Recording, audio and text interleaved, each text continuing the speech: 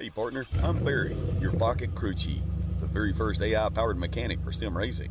Got a car that's a little loose or tight? Just tell me how it's handling, and I'll whip up instant setup recommendations just for you. Want me to get even more precise? Snap a picture of your setup, and I'll fine-tune it to perfection. And hey, I'm not just about giving orders. I'll explain why every adjustment matters, so you can really understand your ride. I'll even teach you the science behind the setup. Ever wondered why the track bar is so important? I've got the answer. With Pocket Crew Chief, I'll make you smarter, faster, and race ready. So what are we waiting for? Let's build to win. Racing isn't easy, but experiencing it is. iRacing puts you in the driver's seat with the industry's leading sim racing game. Drive on laser scan replicas of the greatest racing circuits from around the world. Go head-to-head against other drivers chosen by skill-based matchmaking to ensure competitive racing at every level. Compete across all your favorite series. In officially licensed cars, engineered to deliver the most accurate driving experience possible.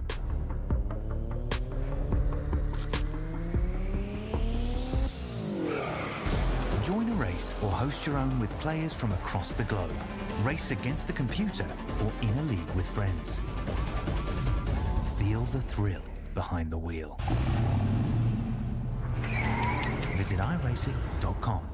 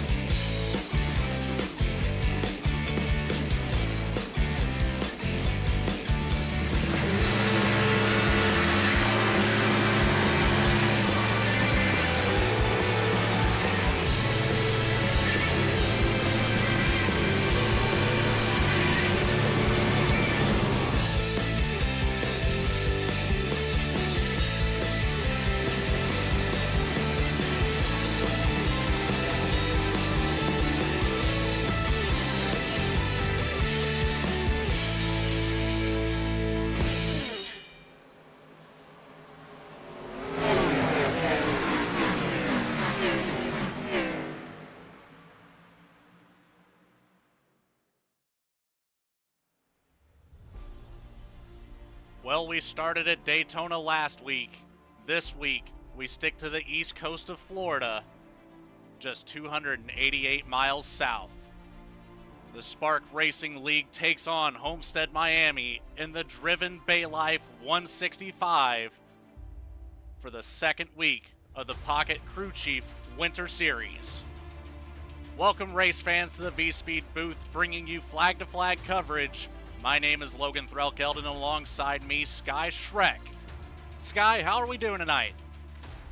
We're doing good here from Homestead. This is one of my favorite tracks on the calendar, Homestead-Miami. We're staying in Florida after last week, but it's going to be a good one here tonight, just like it was at Daytona.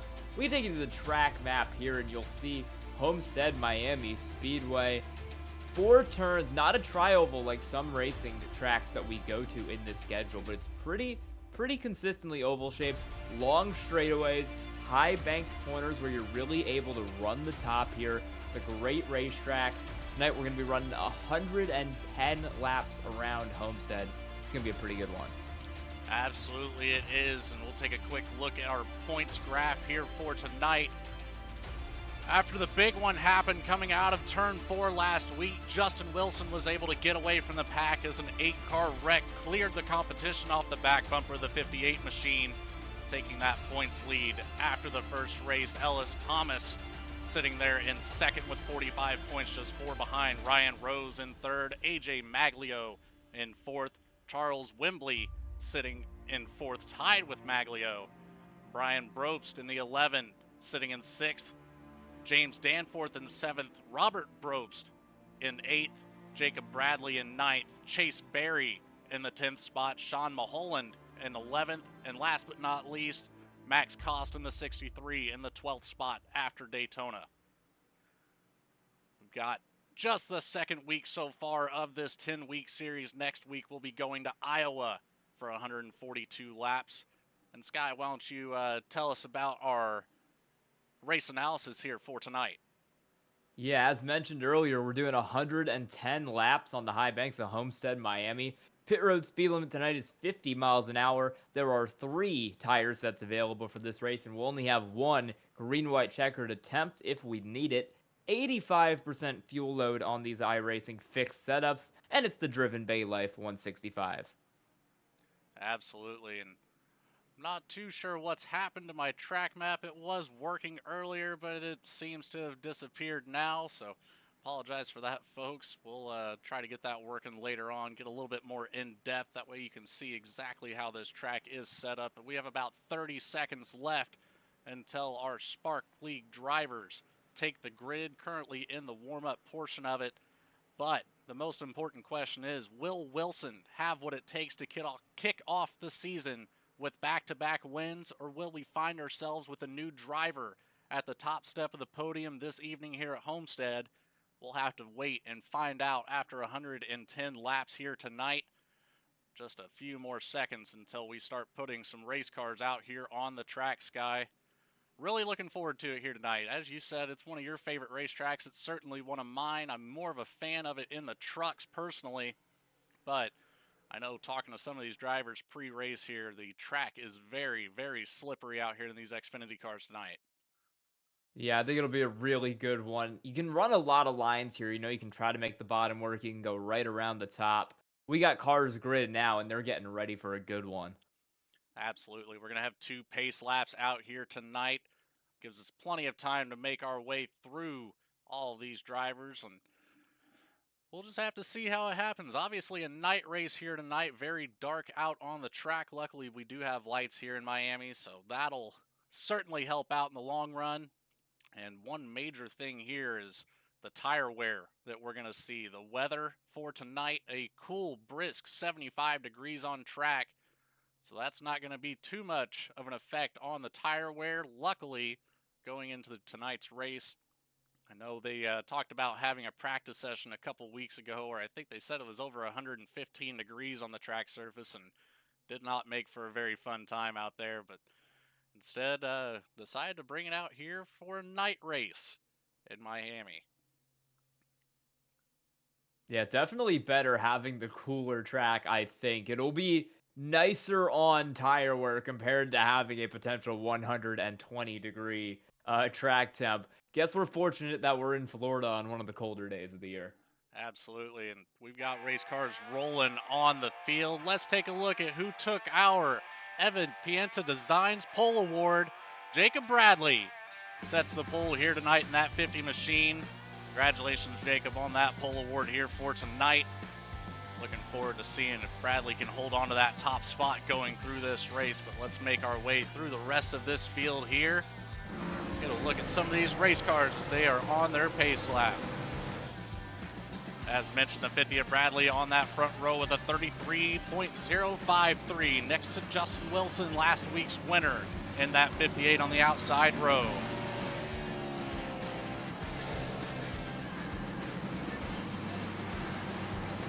Third in line, we have Chris Smith in the 28 next to the 15 of Braxton DeWeese in the 4th spot.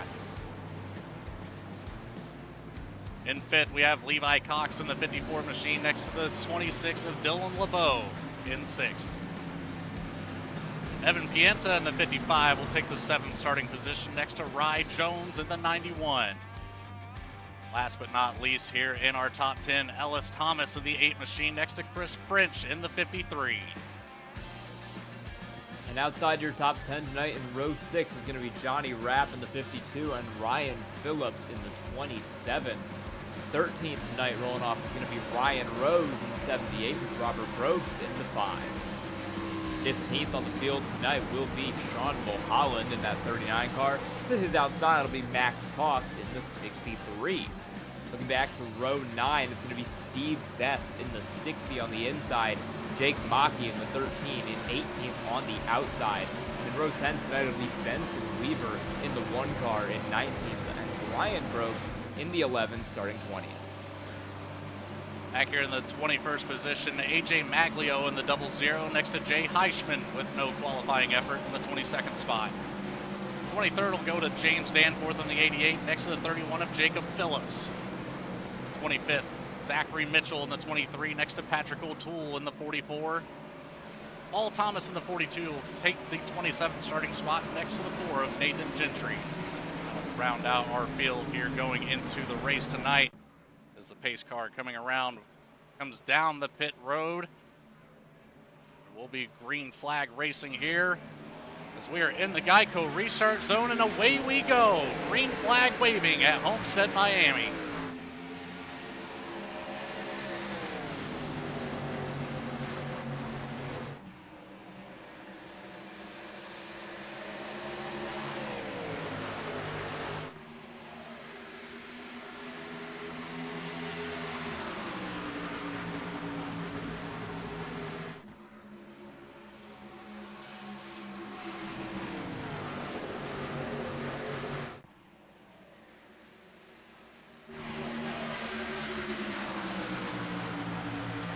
Lap number 1 in the books. Jacob Bradley will take the first lap, led here tonight in that 50 machine. Started out there on pole and holding it down as we've got battles all throughout the field behind.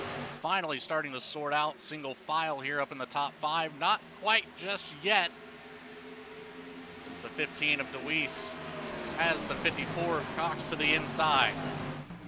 A little bit of contact up there. The track a little. Yeah, a little bit of contact between those two. I think you're seeing a lot of drivers up front kind of run the inside so far. Keep it to the bottom. That'll probably change. I think over the course of this race, you're going to see more and more cars start migrating to the top. Like we have a couple of these drivers doing further back. 91, one of those cars who's up there, that's Rye Jones. Rye Jones in that driven Bay Life 91 Chevy Camaro. 26 of Dylan LeBeau in tow. Finally got clear of the 55 of Pienta right behind him. A couple more battles just a little bit further back. That's the 8 of Ellis Thomas. A little bit of a slide there through 4. Thomas able to collect it back together, gets it straight back on the racetrack, is going to lose a spot to the 27 of Ryan Phillips. Side by side with this battle right here.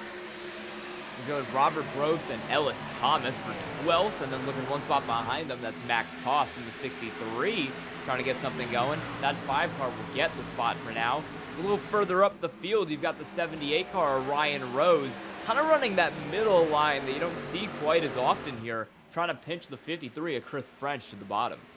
That's one great thing here about Homestead Sky, multi-grooved race surface. You can take it low, you can take it high and hug the wall, as you see the 91 there at the top of the screen doing. There's traction all over this place. It's just a matter of throttle control. Yeah, you can find it pretty much anywhere here, but as you mentioned, this is the track that does wear tires. So you got to be careful not to push it too hard, or else you can get really bent out of shape in the later portions of the run. Jacob Bradley's already pulled out a 1-second lead over the rest of the field. Wilson, Smith, Cox, single file 2, 3, 4 from there on back. LeBeau took a look to the inside. He's going to stick to the low side of the 91 of Jones, but Jones is going to have all the momentum that he wants out of turn number 2. We've got a car right in front of him, the 15 of DeWeese. It's going to slow up Jones quite a bit. Jones once again looks to the outside here, see if he can make it work coming out of turn number 4, get clear of that 15. He's door to door with plenty of room between. He's pretty much the only car in the top 10 that really seems to want to run that top right now. It's working out pretty decently for him because he's able to get good runs out of the corners, and it's helped him to get away from the rest of the field. Almost going 3 wide there as the 26 of LeBeau jumps into the middle, trying to hold off Pienta behind. 91 of Jones is going to have to watch out for the tires later in this run, as now Jones takes to the bottom line here through 3 and 4. Look a little bit further back. Ryan Rose, Robert Brobst right behind. A slurry of race cars all over the track behind. Starting with Ellis Thomas on that bottom line, unable to get up to the wall to make the entrance into turn number 1, but makes it stick. Ryan Phillips is running a lot further up behind him, and we'll see if he can get any sort of run down the straightaway to get a move on that 8 car. He'll get a lot closer to his bumper. You see him, he's kind of running this middle lane here, migrating up top a little bit as he goes on, running above that black seam. Try to get a better run out of the corner so we can get a move on Ellis Thomas down into either 1 or 3. He's going to need all the momentum he can get. Right now, Phillips having to back it down quite a bit to make the entrance on that high line into the corners. He loses the ground he gained on the front and the back stretch. You see right here, Phillips fakes to the inside, ultimately sticking to the high line here, coming through 3 and 4. Just a couple spots behind. A battle forming between the 13 and the 88, Mackey and Danforth. Mackey catches the wall on corner exit. One thing these drivers are going to have to watch out for. Darlington is more known for that exit wall contact. We're going to have to keep an eye on it going through this race, Sky. It's going to happen quite a bit here, especially once these tires start to break down. Yeah, we've already got a couple scuffs on the wall, and it's lap 10. Wouldn't be surprised to see some more by the end of this. Looking a little further up the field, you've got Robert Brobst running that top side, trying to sneak his way around into the top 10 on Ryan Rose. Got the spot for now. Even further up the field in 5th, it's more side-by-side. Rye Jones is still hugging the wall. Braxton DeWeese has gotten back to the inside of that 91 car on lap 11. DeWeese made a fantastic move going into turn number 1 there. Got door-to-door with Jones. Made it stick, made it work. And now DeWeese pulling LeBeau in tow behind both of these cars. DeWeese slides up, and he's going to be clear of the 91 of Jones. How will LeBeau be able to do anything about to get around Jones as well? Yeah, he's really going to need that run down the straightaway if he's to make that top work at all. Battle up here for 3rd right now. This is Chris Smith who's running the bottom. It was Levi Cox a little further up ahead in that 54 car. 3 cars all really tight together here. Justin Wilson is the lead car of this pack in 2nd. They're 1.3 back of Jacob Bradley, but about 1.3 ahead of DeWeese. So kind of in their own battle right here for 2nd through 4th. Take a look on board here with Chris Smith right behind Cox and Wilson. Keep an eye on these two, see if Cox will make a move to the inside of Wilson at any given moment. But it is pretty well the best passing opportunity here at Homestead, getting that inside line. Until you get later in the run on these tires, then you'll see that high line start to prevail as long as the drivers can keep it off that wall. Yeah, I think for sure as we go further into this race, that's where you're going to see the top line come to be a little faster over the course of the run. Right now, a lot of these drivers are locking it down to the inside because that'll be a little better for tire wear, but I do anticipate towards the end of this race, you'll see more cars on the top. We're 3 wide there, a little further back. That's still that Rye Jones battle. He's got LeBeau and Pienza right behind him, running all sorts of different lines, trying to make a move on that 91 car for 6th. We's finally able to make some ground and get away from all the action back here behind him, but as you mentioned, Jones still battling with LeBeau. Pienza not far behind this battle by any means, all over the back bumper of the 26 right now. He's going to take a look to the inside, the 53 of Chris French behind as well. We're almost 3 wide. If the 91 gets a bad corner, we will be 3 wide. We're going side by side with LeBeau and Pienta right now. It's Pienta running all the way on the bottom. LeBeau in the 26 is going to jump above that upper black seam to try to get the run out of the corner. We'll see how that shakes out. We're side by side further back as well. James Danforth and Jake Mackey are going at it. Jake Mackey in that black and green 13 there on the outside. Danforth, the blue and gold Napa Auto Parts 88. He's going to prevail on that low line here. He's going to slide up in front of Mackey on that high line. Well clear of him. Right there in front, Cost and Phillips battling it out side by side on the entrance to turn number 3. Cost on the low line. Phillips on the high line.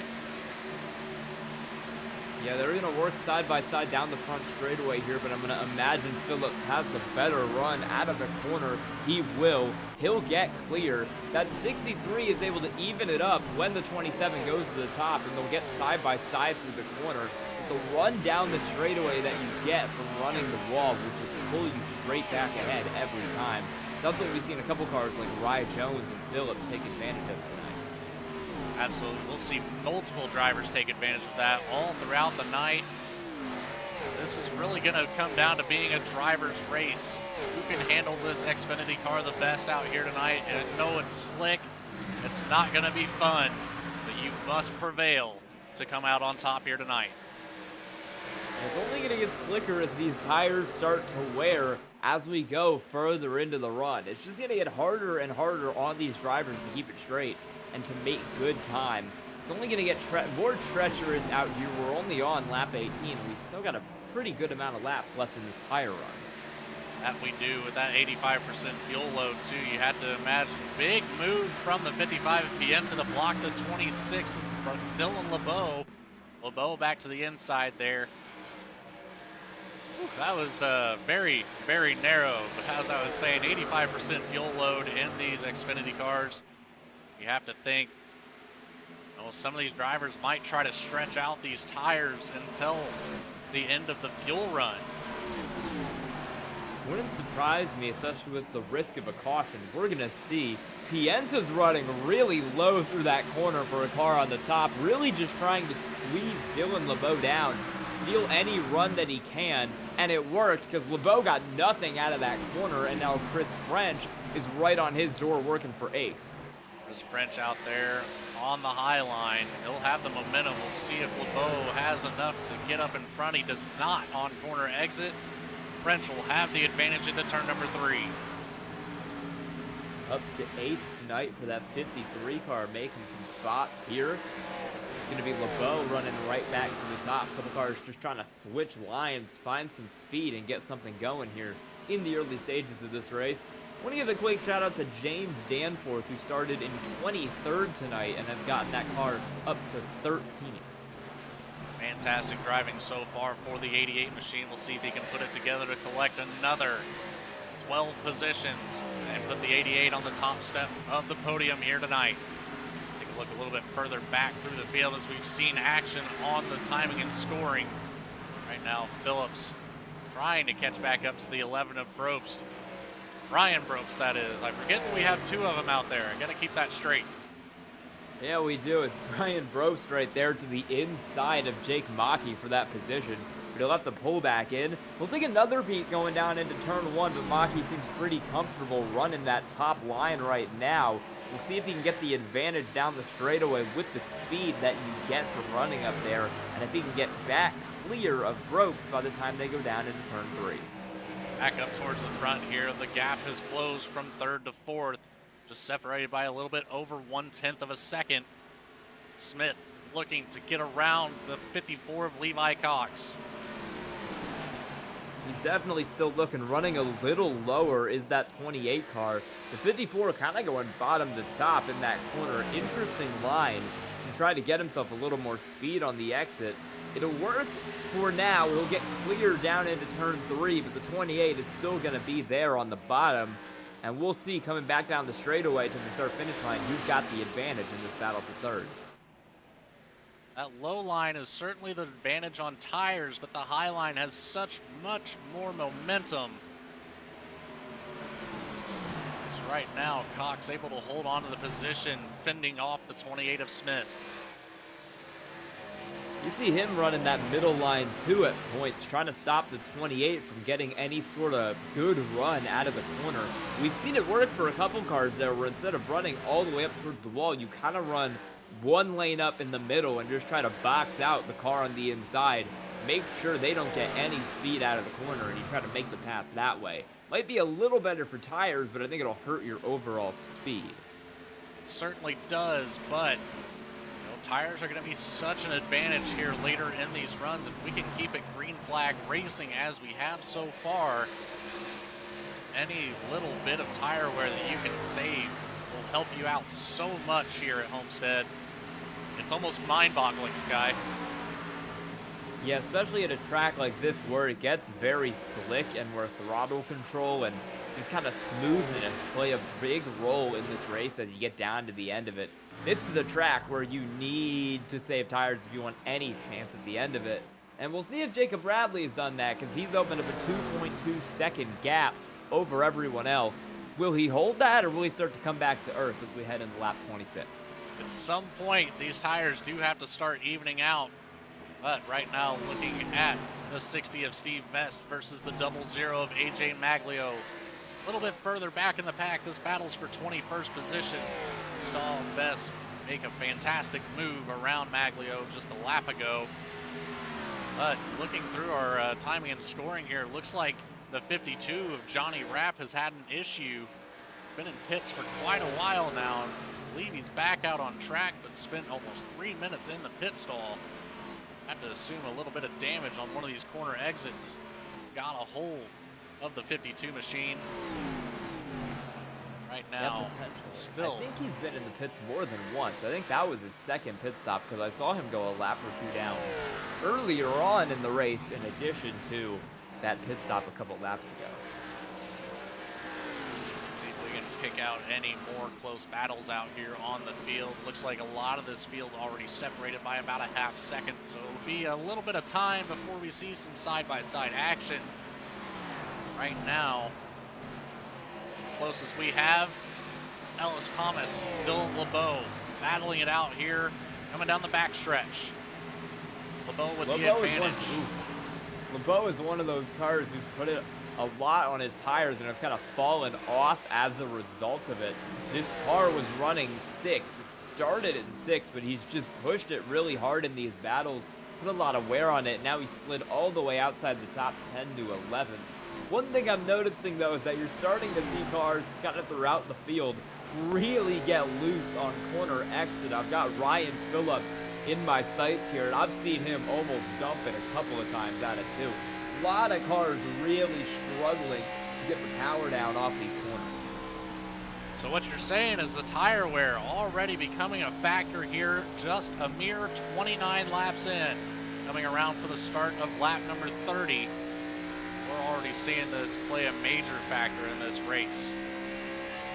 Yeah, especially with the cars who are kind of exiting on the top. They're really struggling to get that power down well off the corner to give themselves the run down the straightaway. And you can see them start to get really loose on exit sometimes. Just kind of depends on how much throttle input you're really putting out of the corner. But if you go on board with some of these guys, they're like leaning fully to the right off the corner, just trying to keep the thing locked down and keep it under them. Well, you mentioned, I believe that was Ryan Phillips is who you mentioned was having to really wheel this thing, Sky? Yeah, that was one car where I saw him and he had to make a big save out of 2 at one point, because it almost got away from him back there in 18. But just going through any in-car in the field, these guys are really, really having to wheel it right now. Right now, we'll hop on board with the 27 of Phillips as he's mid-corner. As you said, absolutely has to wheel it coming out of that exit. We'll hang on here through turns 3 and 4. See if he has any better luck here this time by. Keep an eye on those hands. They're on the left side of your screen. Big correction. Oh. Big correction for Phillips. Fantastic drive off to save that race car. Yeah, he's been almost getting into trouble. Couple other cars back there. I've been watching Dylan LeBeau turn it to the right basically every time he exits the corner. Tire wear really, really beginning to play a factor in this race. Let's take a look from the outside scene here. This is that corner exit there. Big time slide right there for Phillips, but able to collect it back together. Get back to the live action now. Yeah, they're all starting to struggle. Bradley is still managing to pull away. The battle for second's pretty close. It's still Wilson there in second, Smith back there in third, holding on to those two positions. Meanwhile, Levi Cox is kind of falling off the pack for fourth, and he's falling back towards the clutches of Braxton DeWeese, who's running pretty well in fifth right now, and I think might be able to challenge for that fourth spot here in a second. Would not be surprised. DeWeese very strong at Daytona last week. Caught up in a couple incidents. Couldn't come away with the victory, but very good outing last week. Know he can handle that 15 machine. Expect to see him up here towards the front for this race if he continues to drive the way he has so far. Yeah, there's a couple cars who have really done a good job to move up to the field too. Ryan Rose up 13-9. James Danforth, as mentioned, 23rd up to 12th in this race. Brian Brobst has gone from 20th up to 13th. We had a couple cars who have done a really good job of moving through the field here in the early stages of this race. Motivated by some tire saving, DeWeese is now side by side with Levi Cox. Saw a pass at the back of the pack, I believe. Unless my timing and scoring is going crazy. Not too far behind. Looks like Ryan Rose able to hold out here in front of Rye Jones on the 91. Back to being pretty well single filed out through most of this field in that closest battle between the 54 of Cox and the 15 of DeWeese. Caution is out on the racetrack. It is Patrick O'Toole. Major damage in turn 2.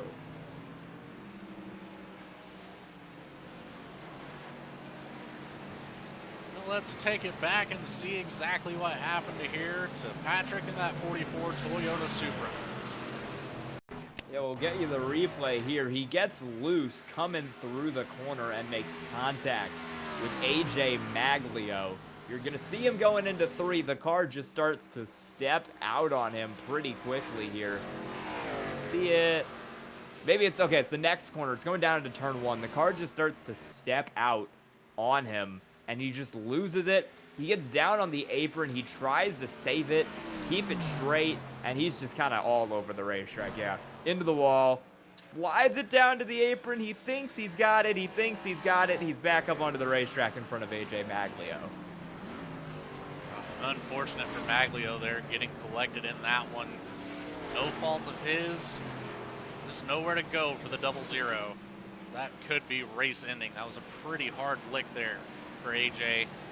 Take an onboard camera with him, see what that looked like from his point of view.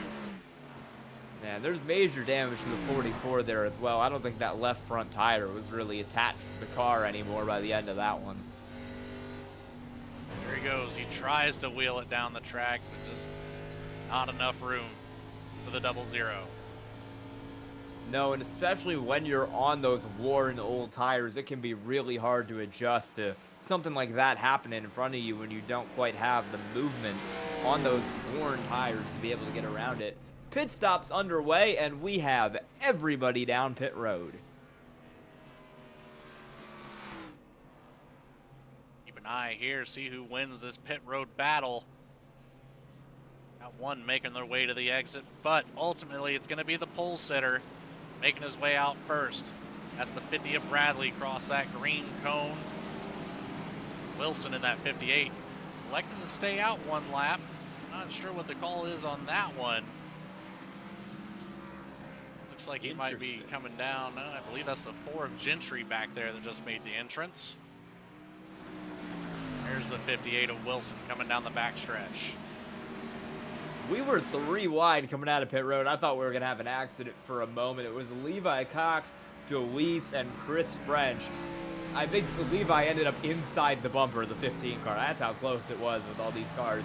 Just trying to scramble for anything they could get out of the pits. Thankfully, a little bit of leeway here with iRacing in that factor. Allowing some of these cars some, what do we want to call it? Sky ghosting, I guess? A little bit, yeah. Gives you a little bit of time to sort yourself out and not be too terribly close to the driver next to you, or sometimes rather inside. Yeah, that's how Wilson was able to get out of the pits first. I mean, he was pretty much inside the 50 car out of the pits and got him by maybe a centimeter. It was so close. I really thought the 50 if Bradley got out there first ahead of those cones, but you know, sometimes, depending on your pit stall, this doesn't work out. Looks like Bradley had about half a second more than Wilson in the pit box, so that does line up. He didn't get the exit out of the pits that he would have needed in order to keep that spot, and it's a gift to Justin Wilson because he's going to get to restart in first with the lights on the pace car out. You say we take an onboard on the top of the 50 machine for this restart and see how we can keep up with the 58. I think that's a great idea. Onboard the 50 machine on the outside row, the 58 to the inside. Wilson into the Geico restart zone, and away he goes. Green flag one more time here for the driven Bay Life 165. Wilson with a great jump out of the restart zone. We got action all over through the middle of the pack, side-by-side battles, top, bottom, and middle of this racetrack. It was a great jump there for the 50 or for the 58, but I imagine the 50 is going to come back at him because we know he's had the fastest car all race. We're side by side a bunch of spots further back. That's Rye Jones on the top in the 91, riding high like he has all race and getting really loose. Car around, and we're going to have a caution. Big contact into the driver door of the 91. More contact as we've got one rolling. That's the Barrel 23. Goes for a ride. Zachary Mitchell, end over end. That's going to be a lot of damage for him to get repaired if he can even stay in this race after that. That Chevy Camaro battered after that. Doesn't even look like the front tires are on the ground right now, Sky. I don't know how he's riding a wheelie, but he certainly is on my screen. No, not at all. You can see that coming a little bit. Rye Jones was just bent out of shape from the moment he entered the corner. That thing was really, really loose on him. He just slid it down in front of the 11 car of Brobst, and nowhere really for anyone behind him to go. Take a look here at Mitchell first. Slow it down here on the replay. So we've got contact there with the 91 and the 11. Right into the door of the 91. He gets T-boned by the car behind. I can't quite see the number on that. Then the 11 comes right back up the racetrack into the right rear, sending Mitchell just for a ride here in that 23 machine. Let to get an onboard of that and see what that looks like. Be prepared for some seasickness here on the seaside, folks. This one's not going to be pretty from inside this race car. That T-bone on Mitchell was Jay Heischman, who just kind of had nowhere to go. Another one of the cars, along with Benson Weaver, who just didn't really have anywhere they could dodge in that accident. Here's the initial contact, and here comes the big hit. Right there, right rear, end over end. That'll be 3 barrel rolls for the 23 machine. There's nowhere to go. Let's take it back one more time. Take a closer look at what happened to the 91 here to start all of this off. Right, Jones loose on the outside, comes down the racetrack, gets hammered by the 11 with nowhere to go. Still, is that the 06 there? I can't quite tell that number font's quite crazy there for Heischman. Heischman wrapped up in it. Looks like the 13 of Mackey was wrapped up in it as well. Not too much damage on the Mythic Metals Chevy Camaro. He did collect some of it. What an incident that was. Usually you see barrel rolls like that further up the Florida coast. You go to Daytona. You don't see those that often at Homestead. That Liquid Death 23, that is absolutely cooked. Hate to see that for Zachary Mitchell here tonight, but that will likely be the race in for him. Back up here towards the field. We're back to double file. We're ready for another restart here. Coming around to start lap number 44. Here into turn number 3 and 4. Pace car lights are off. down pit road this time by, and we'll be back set for green flag. Who do you want to hop on board with this time, Sky? You want to go a little bit further back in the field? Yeah, I think we can maybe see that jump from the eyes of that 28 car back there at Chris Smith. Absolutely. We'll hop on board this inside line here. Second row with Chris Smith into the Geico restart zone. And away we are once more. 58 of Wilson, another fantastic jump there. Pienta to the outside right now of Chris Smith. Holding it right there in the middle, not giving Smith any room to come up the racetrack. Up ahead, Wilson does come up the racetrack to the high line on the exit. It wasn't a great jump there for Chris Smith, and that really hurt him. Deweese was kind of pushing him down the straightaway to try to get that car rolling. We're side by side for the lead right now. Jacob Bradley has jumped to the outside of that 58 car of Justin Wilson. We go side by side across the line. Wilson will lead the lap, but Bradley is more than there down into one. Got some door banging happening about 5 rows back around that 10th position or so. Gonna be that green and black. I believe that is Jake Mackey. He's able to stay in it here pretty competitively. Although he caught up in some damage there in that last caution. Still hanging around side by side back there with the 8, or the 5 rather, of Robert Brobst. A big move for Jacob Bradley. He took the lead away, got clear down the back straightaway, and cut down in front of the 58 to not just take the lead of the race away, but run the fastest lap of the race as well. That 50 car is flying right now. He set the pole for a reason, Sky. Expect to watch that 50 put on a show here as he's finally got some clean air all over the front end of that Chevy Camaro. He's really putting some gap to that 50 car right there of Bradley. I mean, he's kind of getting away. Or the 58 car of Wilson, he's kind of getting away in that 50 machine. Already opening up a little bit of a gap back there to Wilson and Pienta, who's moved up to 3rd. Braxton Deweese, we've seen have some speed this race. He's gotten up to 4th. Chris Smith in 5th right now. Cox in 6th.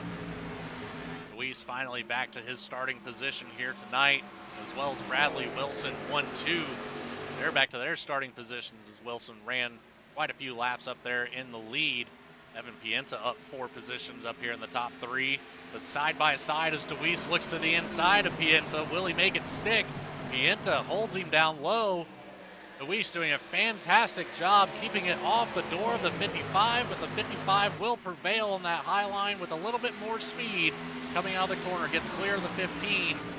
The 15 late on the brakes into turn number 3, gets right back side to side with Evan Pienta. It's a really good job from Pienta to block the 15's momentum out of the corner. That's what's keeping him ahead right now. Deweese just can't get anything going on exit of 2 and 4, and that's what's letting the 55 car hold the spot. Now Deweese is going to be forced to lane up because it's Chris Smith in the 28 taking a peek to the inside of him. A bit further back here as well, the 53 of Chris French making some moves. Got around the 88 of Danforth, who's now up 13 positions so far this race. Great driving from him. Jake Mackey back there behind makes a move around the 63 of Max Cost, or rather the 8 of Ellis Thomas, who was on the outside. Cost followed Mackey on that low line. Now Thomas under threat of Brobst in the 5 machine. All the way right in the top there is Ellis Thomas back there in that 8. Right up on the wall, kind of the Kyle Larson line, trying to make some pace up there. And he'll go right back down to the bottom to try to get around Max Cost in the 63. I like the Chili Bowl reference there, Sky. I mean, he runs it everywhere. You got a Homestead, he's running it. You got a Chili Bowl, he runs that high line. He's all over the top. He absolutely is. We're seeing a lot of these drivers out here mimicking that same line. Is Ellis able to get underneath the 13 of Mackey? Claims that position back now. Max Cost loses the position to Robert Brobst in the 5. Side by side, kind of 2 rows deep there between Thomas and Mackey, and Brobst and Cost back there. Brobst is going to get the position for now. Cost moving back to 14th. but they're still side by side further up with Jake Maki trying to work that top, and he's going to scrape the fence there a little bit. So he's going to lose that position, and he'll fall closer back to the 5 behind. Let's take a look just a little bit further back here. Benson Weaver in the 1 machine, up 4 spots from where he started, currently sitting in 15th. Apologize for that. Forgot to put the ticker back on the screen, Sky. Now we've got it. Now the folks know where everybody is. Weaver putting on quite the drive here after this restart. Up ahead, battle forming between French and Rose once more. French with the advantage right now on that low line into 1. He's going to get clear as there's another caution on track. Rye Jones again. Rye Jones already back into the pits. No contact. It was just a self-spin out of turn 4 for Rye Jones. Take a look back here on the overcut replay camera. At the 91 now. Through turns 3 and 4. Just loose on exit is all. He almost collected it. I'm really surprised that was a caution, actually, Sky. He stayed out of the racing line. I think he's just barely kind of on the iRacing definition of it right there, and that's all it takes. Now on top of the 91 machine. Well, actually, we'll hop into the cockpit here. Take a look at that Payday Racing 91 of Jones, trying his best to wheel it. Just a little bit too much correction back to the left. If he would have kept it straight, I think he had a good chance of actually saving that, Sky, and able to keep it out there on the track. Now has to tow it, sit in pits for a little while that tow truck comes around this 1.5 mile track. Yeah, he's left, so he's going to be our next DNF. Jay Heishman, Zachary Mitchell, AJ Maglio, and Patrick O'Toole as our 6 cars out of the race so far. Be interesting to see if we have any of these drivers come down for fresh tires. They do have to manage that. We're just at halfway through this race. Currently on a 17-lap stint for most of this field. A couple drivers a little bit less than that at the moment, so it's unlikely to see anybody, but this might be an opportunity. If we have a green flag run after this caution, we might see some of these drivers take some fresh tires here, see what they can do. I see 3 cars that have gone into the pits right now. Jake Maki, I believe, took damage repair only. Steve Vest, I think, did come down and take tires on that car. Yeah, he took 4 tires. And then the other car down in the pits is Paul Thomas, who's fixing damage.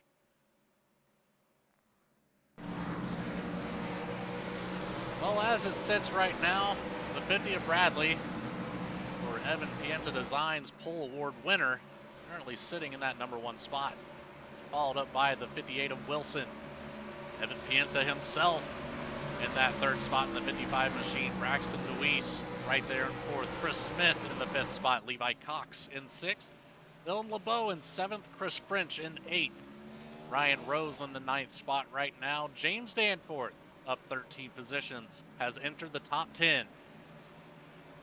He's got a lot of speed in that 88 car. I think he could really make a run here in the later half of the race, especially on a long run, because he seems to be really good at keeping these tires fresh and keeping it together over the course of a lot of laps.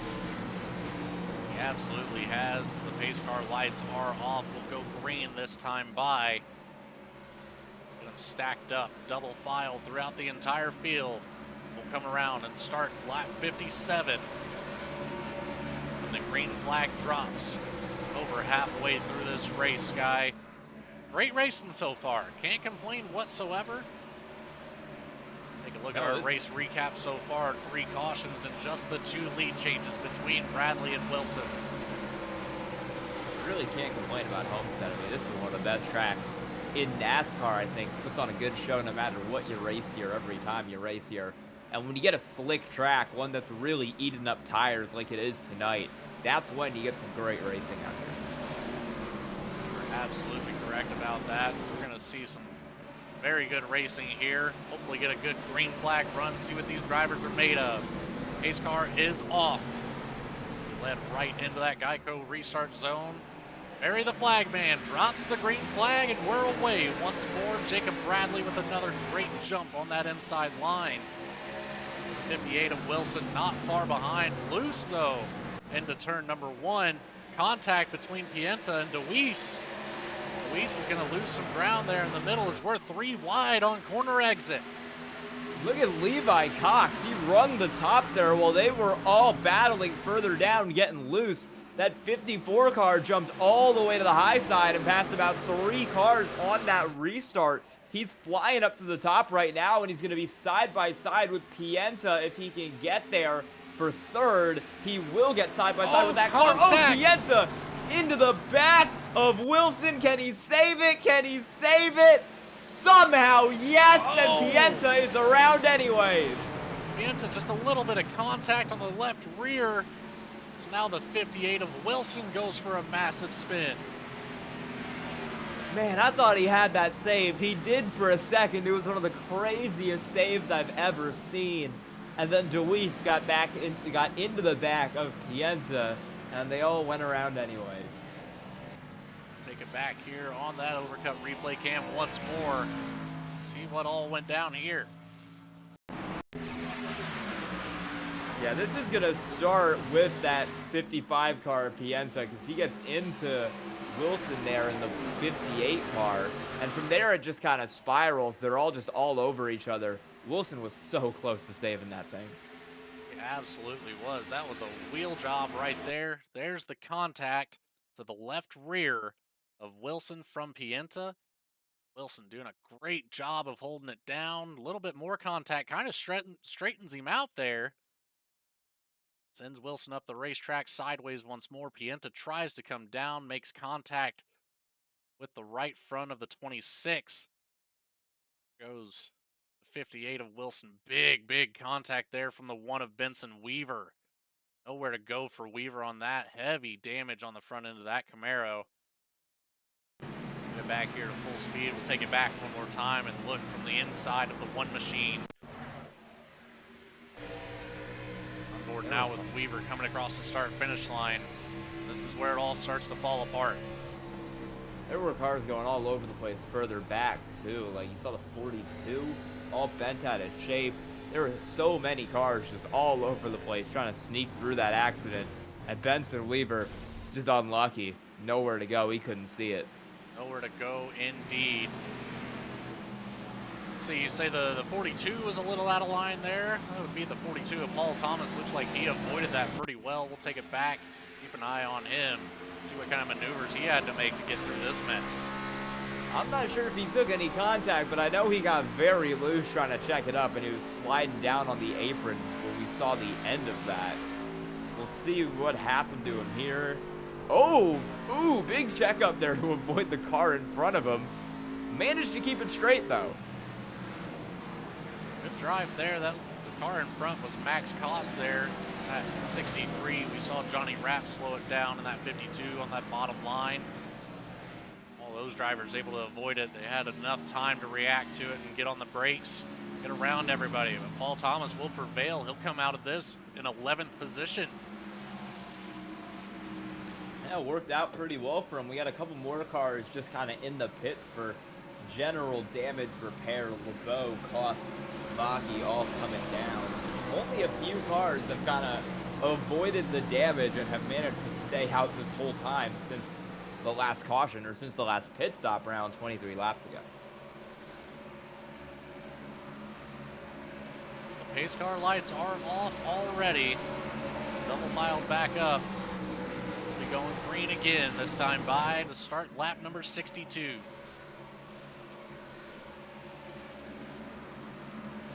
Sky, what do you say if we have another caution? Let's pull up one of these drivers out here in the lead.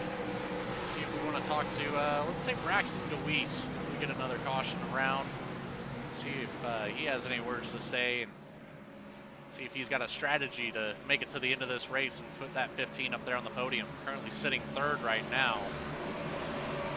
He's been all over the place this race. I think he's definitely had one of the more entertaining POVs so far tonight as the pace car is pulling off. There the flag man holds that green flag steady, and they're away. Jacob Bradley. Another big-time jump for that 50 machine there on that inside line. DeWeese up to the second spot now. It's the 54 of Levi Cox takes to the high line. Cox has really been able to run that top on these restarts, and he's going to try the switchback. He'll go down to the inside of DeWeese. They'll go side by side back into 3. This time it's Cox on the bottom. DeWeese is going to run the middle and try to hold him down and limit his run off the corner. And I think it's going to work for the 15 car. He'll hold on to second.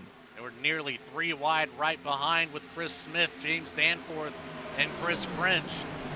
Able to line it out, get back to double. We're 2 by 2 up here towards the front of this field. Ooh, really close near contact there between DeWeese and Cox for that position. But Cox finally pulls in behind the 15 car. A little further back, we're side by side again. You're looking at the 26 of Dylan LeBeau up the inside of Jake Mackey in the 13, who's running further up to the top. LeBeau's got the run. He'll get clear on the inside. That is for 11th.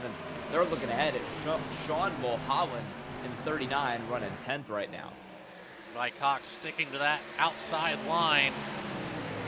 Chris French trying to do something about it, but Cox has a massive run out of turn number 2, down the backstretch, back to the inside of the 15 of DeWeese.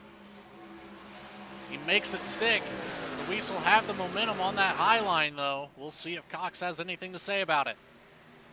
Cox has been really quick, but he hasn't been able to get up to that second position today. We'll see if he can do it again. Started back in 5th, has spent the whole race in the top 5. This would be a new high if he can get there.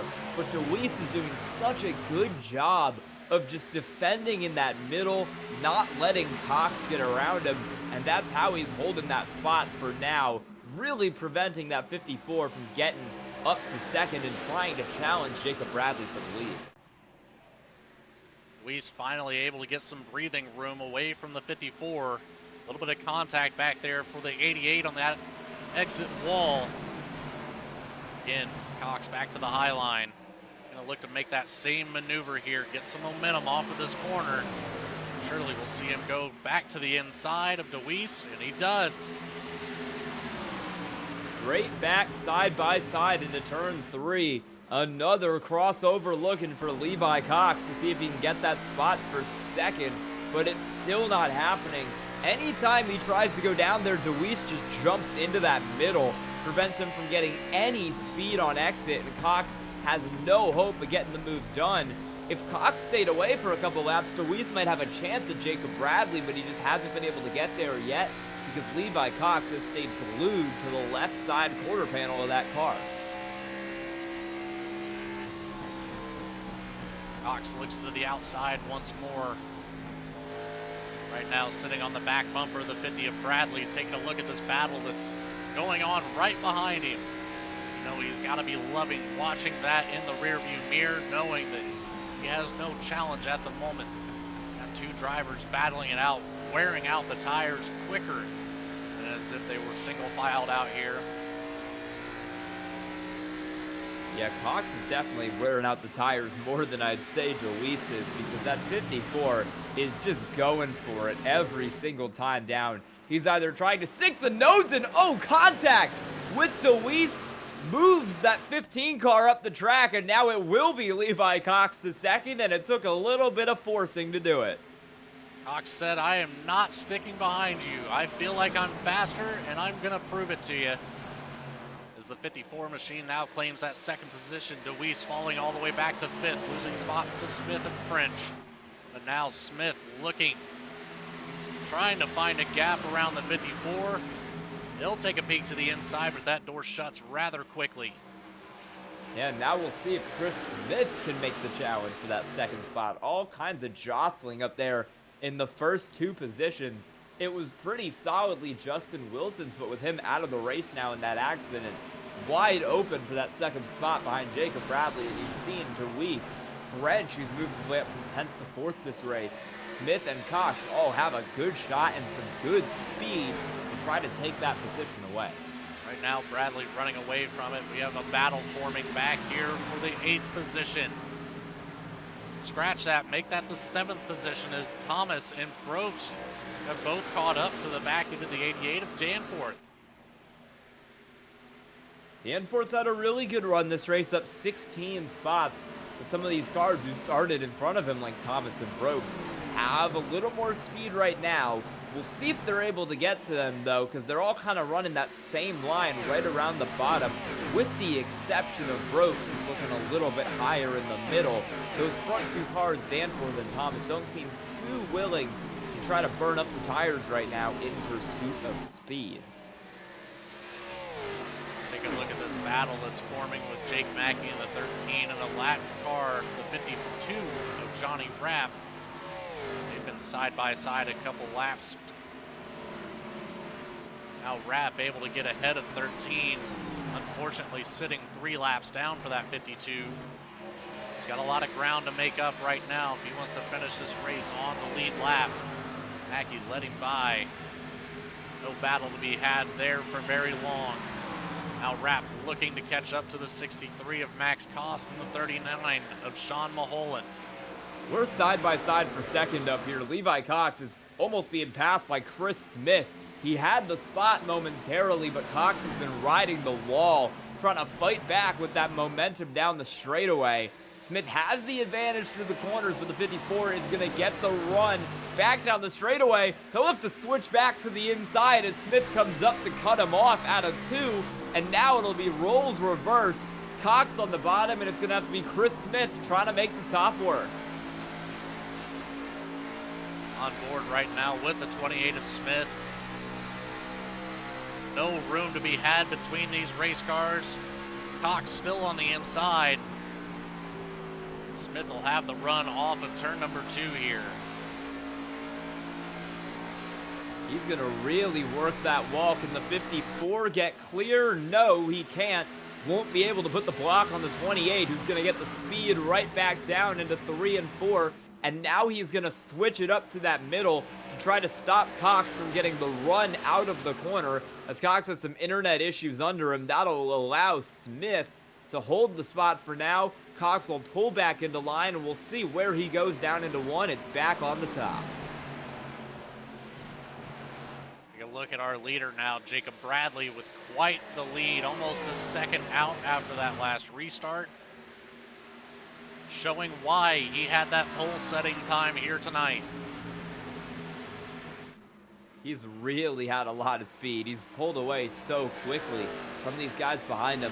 It's helped by that endless battle that seems to be raging for second, but Smith has got it right now.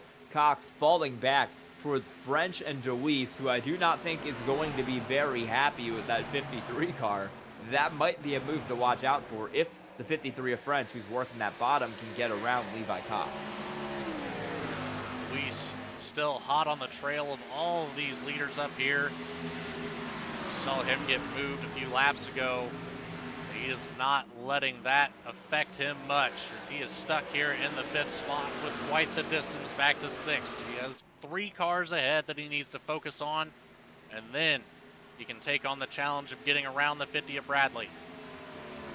And we'll see if anyone can get around the 50 of Bradley, because that car has had so much speed today. Led, I think, every lap except for those restarts under caution after the 58 of Wilson beat him off pit road. And Wilson's not in the race anymore. So it's really going to have to be someone is going to have to either turn on the jets on a long run or get a caution and try to get around him really quick on a short run if they want any chance of getting Jacob Bradley. Because right now, he seems to be the fastest car in a straight long-run battle. A bit further back, things are heating up for Jake Mackey, Sean Mulholland, and Steve Best. These drivers here separated by less than half of a second. Best looks to the outside of Mulholland. Will he be able to make it stick out there on that wall? He does. Will he have the drive off now to make a move to the inside? Mulholland comes down on the racetrack to block the 60 of Best. Best into the wall just a touch. Unable to make the move into turn number 3. Mulholland is one of those drivers who's really struggled on these long runs.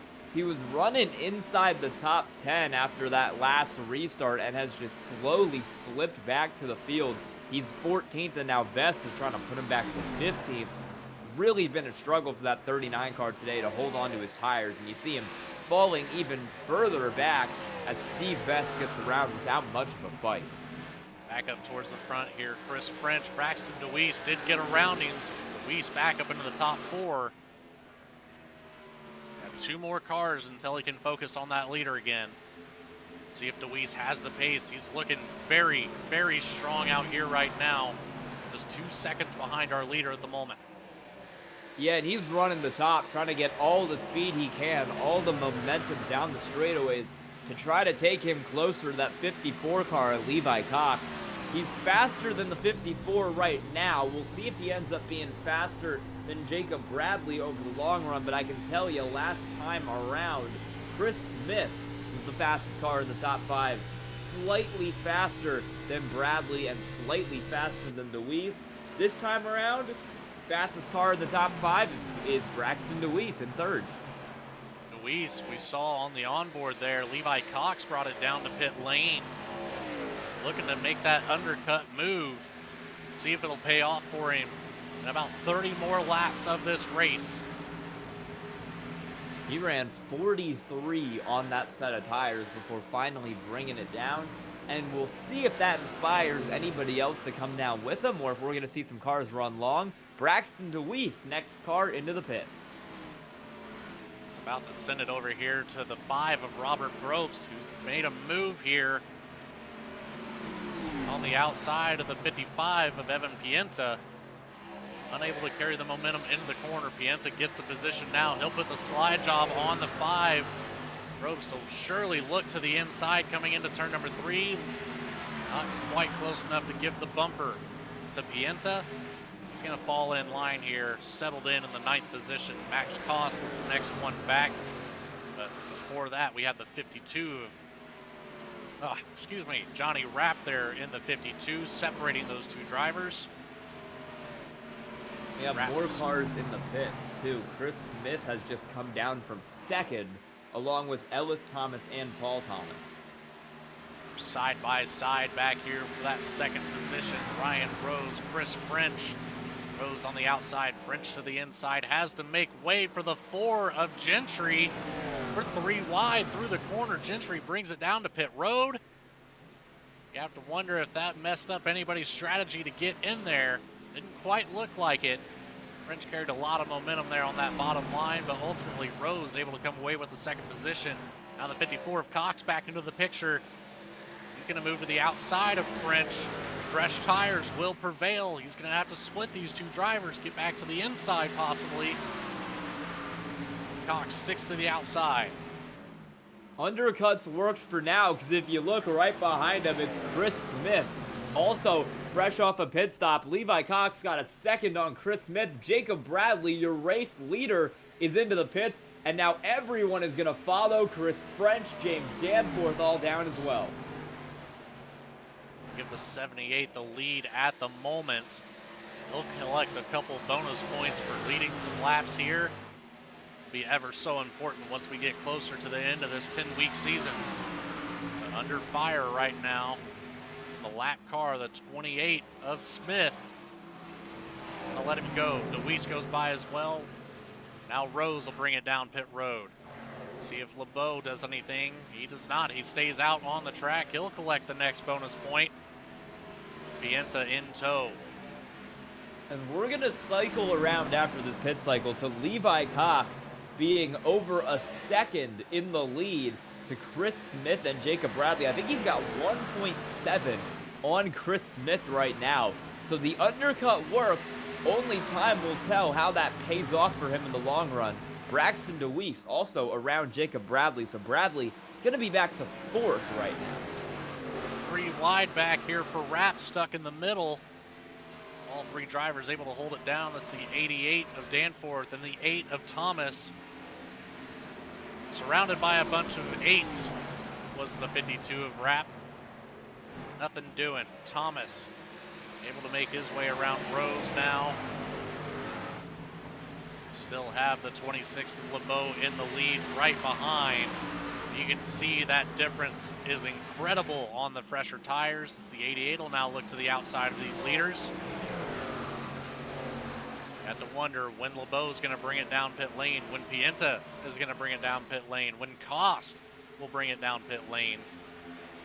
Our top 7 right now still have yet to pit. Sean Mulholland and that 39 machine, 50 laps on these tires. Oldest tires in the field right now.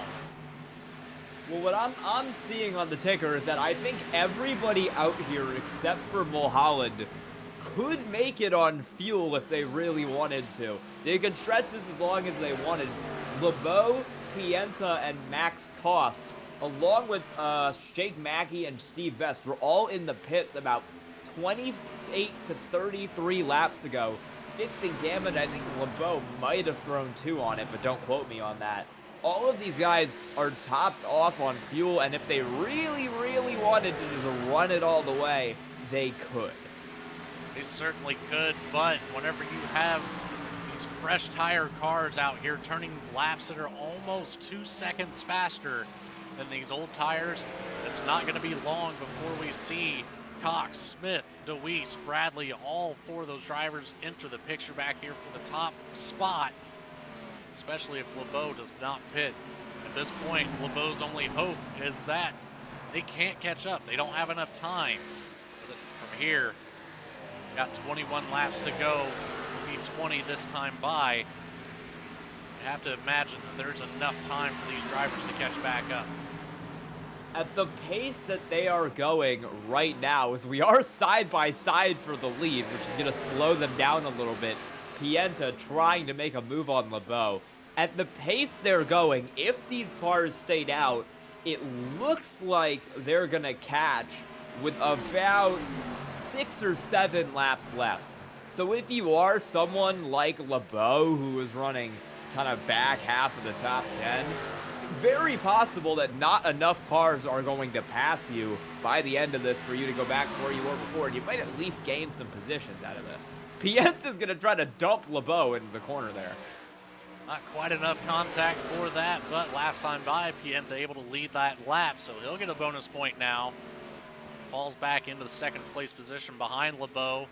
Johnny Rapp right there behind Max Cost at the top of the screen there in the 63, currently sitting in 3rd with some distance to go to our top 2. Let's take it back here and look at Levi Cox in that 54 machine. See how he's handling all this traffic on older tires. Seems to be perfectly fine. DeWeese back there in the picture as well. Smith, Phillips between them. Jacob Bradley in that 50. He's back here as well, running that high line again. So we're within 20 to go now. I'll tell you what, Chris Smith is 0.12 faster than Levi Cox, and Jacob Bradley is 0.12 faster than Chris Smith. So these cars are all converging on each other. Jacob Bradley, fastest of the cars who have come down. Don't think it's going to be long before we see that 50 car try to get around these two. But I'd imagine before that happens, it's going to be Chris Smith trying to get around Levi Cox. We had a car in the pits that is Mulholland. He's the one of those guys up front that is not good on fuel. Mulholland finally bringing it down pit road, but it may be too late. We'll have to see if the 39 can do anything to get back up here to the top 10. Fell all the way back to 16th currently, and still just now coming out of pit road. He'll cycle in somewhere right into the middle of the field. Right now our leader's coming down the back stretch for Johnny Rapp, looking to the inside of Pienta now. We are about to go 3 wide for the lead here almost. Levi Smith has just gotten around to Chris Smith's gotten around Levi Cox. Jacob Bradley is here as well. Here we go, side by side. This will be the lead of the race if it cycles around like we think it will. Cox back down to the bottom. He's got the move done on Chris Smith, but it's going to be Jacob Bradley running higher up there in the middle, trying to get something going. And while these cars are battling, the guys up front like LeBeau and Pienta have kind of plateaued. These drivers are making each other slower, and if they keep slowing each other down like they are right now, it is entirely possible that this works out for LeBeau if he can keep running the consistent laps that he is. LeBeau and Pienza both turning right over 35-second lap times. LeBeau last time by 35.239, Pienza 35.177. And as this battle is forming between the 50, the 54, and the 28, they've slowed down to high 33s, low 34s. Bradley to 33.9, fastest of that pack of three. 34.147 for Cox, 34.08 for Chris Smith, 34.09 for Braxton DeWeese. So they are ultimately slowing themselves down and almost taking themselves out of this race. We may not have enough time for them to catch back up. We have a 13-second gap from Bradley to LeBeau. Yeah, now that Bradley has gotten clear, he seems to be the fastest of these three cars, along with Chris Smith in second. That might help. I'm kind of looking right now at Max Cost because he has been running lap times a tenth or two better than LeBeau and Pienza over the last few times around. He might throw a little bit of a wrinkle into this because I think if he keeps going at the rate he is, he will be able to challenge or maybe even pass those two cars in front of him. And there's still so many cars between Bradley and those top three. I mean, you've still got Steve Vest, you've still got Jake Maki, there's some lap cars in there as well. Who knows how this is going to shake out, but Jacob Bradley is 12 seconds back with 12 laps to go. Bradley, Smith, Cox, DeWeese really going to have to pick up the pace here. Maybe start working together if they want to get back up here in contention for a podium position. But LeBeau, Pienza, Cost, all loving what they're seeing back there with those four battling each other, ultimately giving them the best opportunity to take home a win here at Homestead in the second race of the Pocket Crew Chief Winter Series.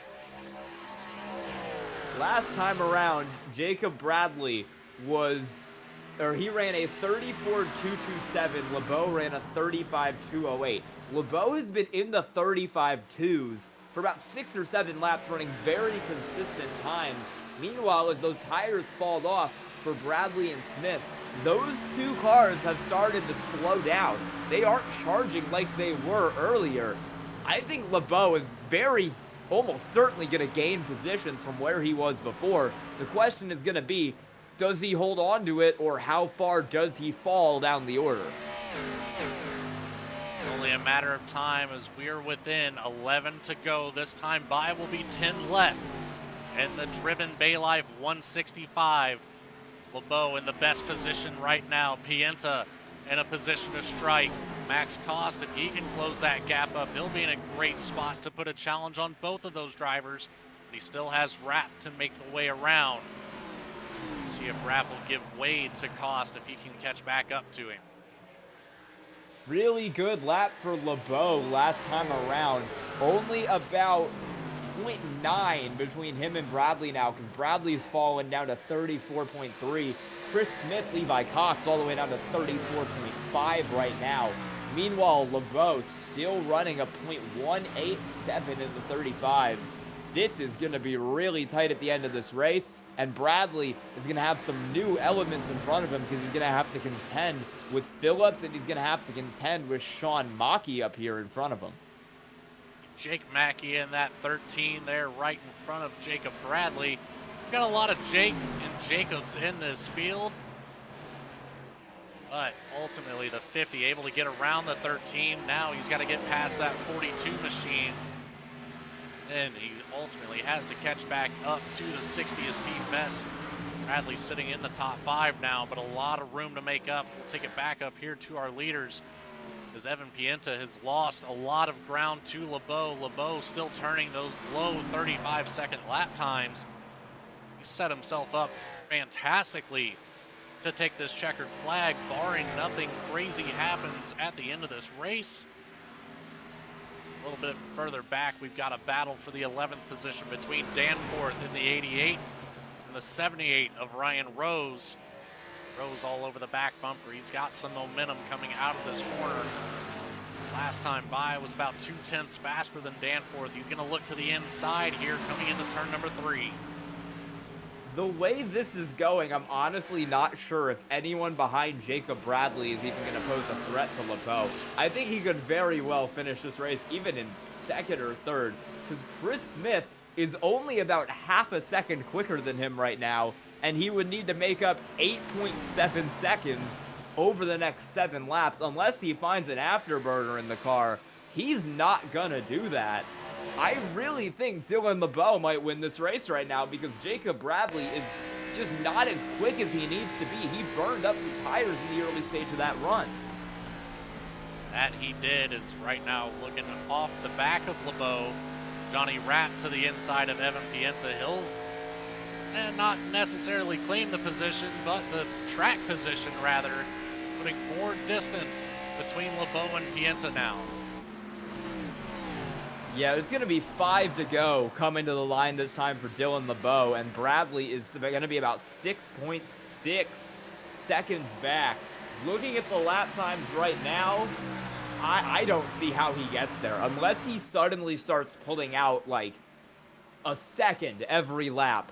I don't think Bradley is going to get there. I think someone is going to need a caution if they want to catch LeBeau. Bradley only 0.8 faster that time around, and he needs to pick up 6.5. Dylan LeBeau might have just pulled one of the greatest pit strategy moves I've ever seen.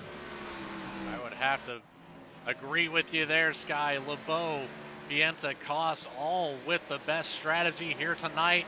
As we're within 5 to go. This time by will be 4. Left in the driven Bay Life 165. LeBeau just doing all the work that he needs to do. Hopefully we'll come away with this win here for the 26 team. Pienza with quite the distance back. As you mentioned, Jacob Bradley sitting 6 seconds back from LeBeau. Should be no threat. This will come around this time for 3 to go. I think Bradley, he might not even be able to catch Max Cost unless he really gets it going here over these last 3 laps. He's only about 7/10 off a Cost. He needs to pick up 3 over these next 3 laps to get that 3rd spot stolen away from him. That'll be kind of the closest battle winding down is going to be between Bradley and Cost, but I think LeBeau and Pienza are gone right now for these top 2 positions, barring a late caution. We have one green-white checkered attempt to use if needed. Once we come to that white flag, it's no holds barred. Nothing can happen to change the outcome of the race from there. 2 to go here at Homestead. LeBeau still sitting in the lead. And he's got that gap up 1.8 to Evan Pienza, 5.2 to Jacob Bradley. If he can just keep it steady, keep running the laps he's been running for the last 15 laps, and if he can make it around to the white flag here before anything else goes wrong on the racetrack, it is going to be Dylan LeBeau taking the checkered flag tonight. He's going to come out of turn 4. He can't get to the start-finish line fast enough. He'll take the white flag, and the race is going to be official for Dylan LeBeau. Well, we had a battle forming back here around the 10th spot. It kind of is as Danforth sends it in on the inside of Mackey. He'll take the 10th spot back away from the 13 machine. LeBeau coming down the back straightaway now. He's only got 3 and 4 left to go to get it done. With a safe exit here out of turn number 4. The 26 of Dylan LeBeau will cross the checkered line and ultimately claim the 2nd win of the season. Here at Homestead, Dylan LeBeau is your winner. An amazing bit of pit strategy out of that 26 car to get himself the wins tonight. Same with the cars behind him. Evan Pienza, Max Cost played this race absolutely perfectly. And at the end of the race, it pays off because they're all sitting on the podium tonight. Fantastic strategy call by those drivers. Crew is happy. The sponsors are happy. Let Dylan LeBeau bring it back around the front stretch here and burn it down in celebration to take home the 2nd race of the Pocket Crew Chief Winter Series. You're going to take it to the start-finish line. We'll see him right now. He's going to burn it down. Give an opportunity for some of those photographers to get their pictures, and now those rear wheels are spinning.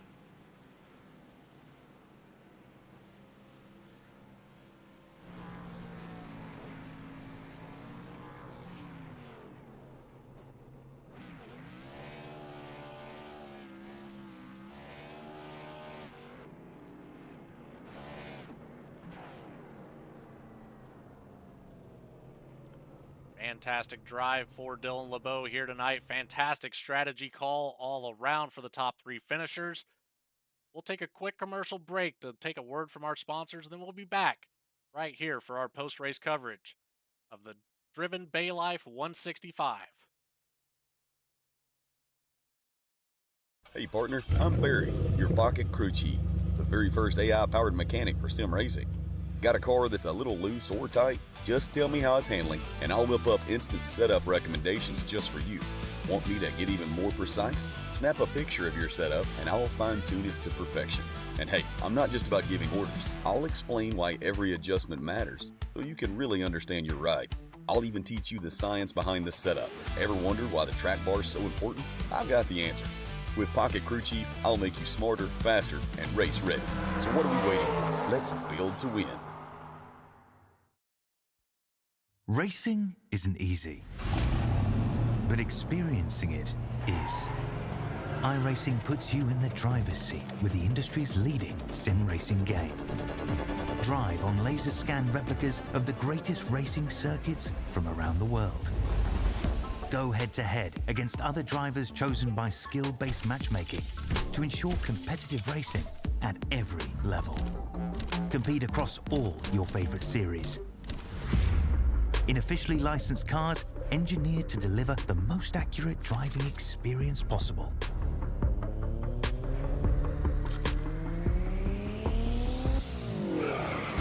Join a race or host your own with players from across the globe. Race against the computer or in a league with friends. Feel the thrill behind the wheel. Visit iRacing.com.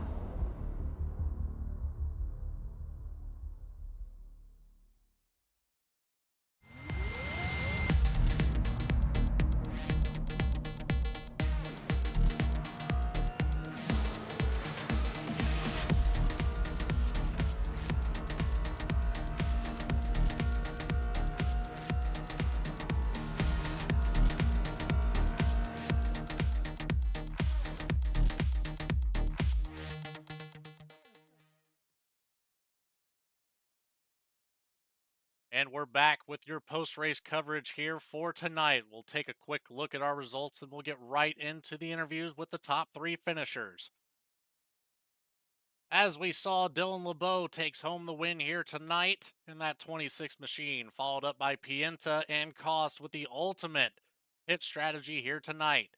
50 laps on those tires, the rest of the field chose to come down, hit lane, ultimately took themselves out of contention for the top three spots. Fourth goes to Jacob Bradley in that 50 machine. Top front runner all night long. Pole sitter for this race comes in fourth. Chris Smith in the 28 will take home the fifth spot, followed up by Levi Cox in the 54. The 15 of Braxton DeWeese will take home the seventh position here tonight, followed by the 53 of Chris French. Ryan Rose in the ninth position here. And last but not least, in the top 10, just barely getting ahead of Jake Mackey there through the last couple of corners, James Danforth in the 88. And running down through the rest of your field tonight, Ellis Thomas, 11th in that 8 car. Jake Mackey finishing 12th. Robert Brobst finishing 13th. And Sean Mulholland in 14th. Paul Thomases finishes 15th. Ryan Phillips in 16th. Steve Vest almost made that pit strategy work, but had to pit late, finishes 17th. Johnny Rapp, 18th. Nathan Gentry, 19th. And Justin Wilson in 20th. From the 20th position back, these are our non-finishers of the race outside of Benson Weaver. I believe he came back out on track and finished out the race here tonight. But 21st goes to the 1 of Benson Weaver, followed by Rye Jones in the 91. Brian Brobst in the 11th will take home the 23rd position. Jay Heischman in the 06 will take 24th. Zachary Mitchell, after we saw him go end over end, coming down the front stretch out of turn number 4, he'll take home the 25th position. AJ Maglio in the 00 take the 26th spot. And last but not least, the 44 Patrick O'Toole will take 27th. And 28th will go to Jacob Phillips here tonight. Get a quick word here with our third place finisher, Max Cost. Get him up here in the V-Speed booth. Max, Got Logan and Sky up here in the V Speed booth. You got a copy? I hear you. Well, buddy, you had a great pit strategy. You ended up 25 lap older tires than the fourth place finisher, but ultimately that kept you on the podium here tonight. What was the call? Who made that call that worked It out so was well for you Jake. tonight? Jake made the call. I actually didn't think it would work, but he told me just stay out there, just stay out there. And I was like, you know what? Okay, fine. I'll just go ahead and try. And I did. And I was like, wait a sec. I'm catching first and second here a little bit. Well, Jake's or Bradley's catching me. Well, I gotta save my tires a little bit. I'll just stay in third. I said, so I got lucky there. I didn't think it was gonna work. I thought Bradley's gonna catch me. It sure looked like you had the pace, but finally the tire wear started to plateau, and you got to keep that position up 13 spots here tonight. You're one of the hard chargers of the race, tied right there with the 88 of Danforth, who finished 10th tonight. But ultimately, you got the better finishing position, so we'll give you that hard charger award for tonight. Max Cost, we're going into Iowa next week for the week number 3. What are your preparation plans to hopefully carry this momentum into next week? I've raced Iowa a few times in this car, and I usually get caught up in something, but I like the track. Uh, I think I'll do. I think I'll do it right. I'll probably do a little practice and see what I can do for Iowa. Absolutely. Well, Max, we're typically seeing you up here in the front runnings at the super speedways. We kind of dubbed you the super speedway goat after taking a couple clash wins in various other leagues that we've broadcasted here. But Max, is there anybody you'd like to say thanks to for putting you on the podium here in a 1.5 mile track of Homestead? Well, we gotta thank Jake Mackey. We gotta thank Big Fast Racing and their sponsors, Mythic Metals, Overcut, and Number One Hero Cards.